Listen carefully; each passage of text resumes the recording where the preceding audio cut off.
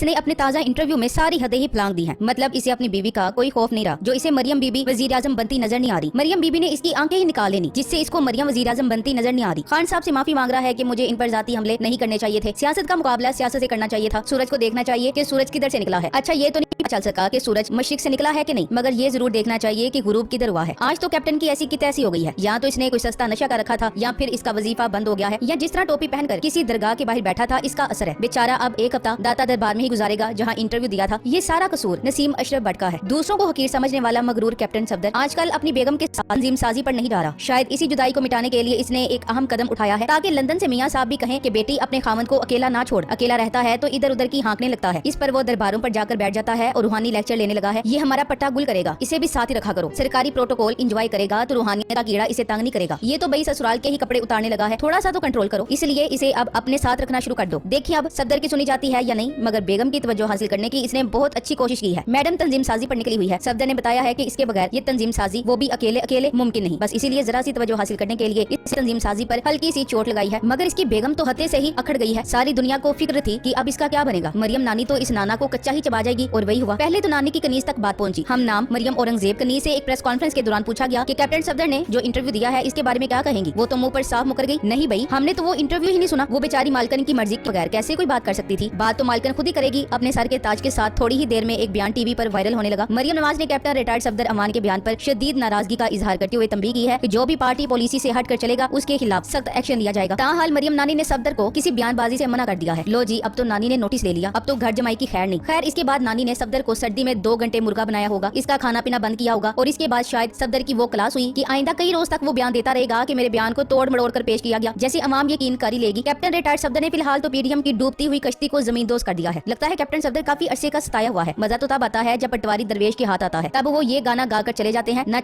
में हम सताए हुए बड़े जख्म सीने पे खाए हुए। लगता है सफदर की जगह खत्म हो गई है। इस बेचारे को घर में कोई जगह मिल जाए बड़ी बात, पार्टी में क्या जगह मिलनी है, हर जगह से निकाला जाएगा। मगर दामाद तबाह दे, ये आज बचने वाला नहीं। मरियम इसका कलेजा चबा जाएगी। पहले कौन सा इसको सर पर बिठाया हुआ है मरियम ने। मरियम के बॉडीगार्ड को भी इससे ज्यादा इज्जत मिल जाती होगी। इसको इज्जत नहीं मिलती, मगर रियाल तो मिलते थे, अब तो वो भी बंद हो जाने हैं। लगता है नाना के पास नानी की कोई वीडियो आ गई है, इसीलिए अब दलेर हो गया है। कैप्टन सफदर के नून लीग पर खुदकश हमले के बाद मरियम सफदर ने शोहर के बोलने पर पाबंदी लगा दी। सच की एक और आवाज बंद हो गई है। गरीब की पहले कोई औकात नहीं थी जो अब होगी। शोहर के नाम पर खाना पूरी कर रखी है। सच की तो नहीं, एक डोरू के गुलाम की आवाज जरूर बंद हो गई है। अब वो खुदा खैर करे, न जाने अब कैप्टन सफदर ने अगला बॉम्ब किस पर मारना है। खान साहब की हिमायत और अपनी ही जमात के खिलाफ बयानबाजी और मुखालिफ चैनल ARY को इंटरव्यू देना, इस सब के अंदर कोई गहरा राज मालूम होता है। लगता है मरियम नानी जब से लंदन से वापस आई है, छोटी सी सर्जरी के बाद सफदर नाना से मुलाकात नहीं हुई। अब तवज्जो हासिल करने के लिए सफदर ने कोई बॉम्ब भी फोड़ना था। अब नाराजगी शुरू हुई है तो डांट वगैरह के बाद रूठना मनाना ही मसला हल कर सकता है। एक बार तो सफदर ने सारे पटवारियों में थरथराहट से मचा दी है। बेचारे पटवारी शॉक्ड और सफदर नाना शॉक्ड। वैसे पीटीआई के जाले भी असल बात तक पहुंच गए हैं। इन्हें अब समझ में आया सफदर का बयानिया शोबाज के खिलाफ है और नवाज गेंडे को मासूम बनाया जा रहा है। खान के बारे अच्छा बोलो कि हम बदल गए हैं, हमदर्दी का वोट हासिल करने की तमन्ना, रूहानियत का खेल खेला जा रहा है। पहले बीवी ने खान की यूथ को मोहब्बत का पैगाम पहुंचाया और अब ये बैठा खान पर जाती हमलों की माजत कर रहा है। माशाअल्लाह क्या हिकमत अमली है। ऐसा लग रहा है कि नानी के खिलाफ बोल रहा है, मगर अंदर खाते अपने रियाल हलाल कर रहा है। जब चाहे इसका पट्टा ढीला कर दिया जाता है और जब चाहे रूहानियत का ड्रामा रचाया जाता है। इसको कौन सुनता है, न घर का न गार्ड का। खान के बारे में अच्छा अच्छा बोलो वाली टोपी बेवकूफ अवाम के लिए तैयार है। अरे भाई, अवाम का वोट लेना है तो बैरून मुल्क पड़े अपने डॉलर वापस लाओ, अवाम से कर्जों का बोझ उतारो, महंगाई कम करो, अमेरिका से पाकिस्तान की हिफाजत करो। जलालत तो कमा कर देख ली है, अब जरा इज्जत कमाने के तरीकों पर भी गौर करो। मगर जहाँ पैसा खर्च करना हो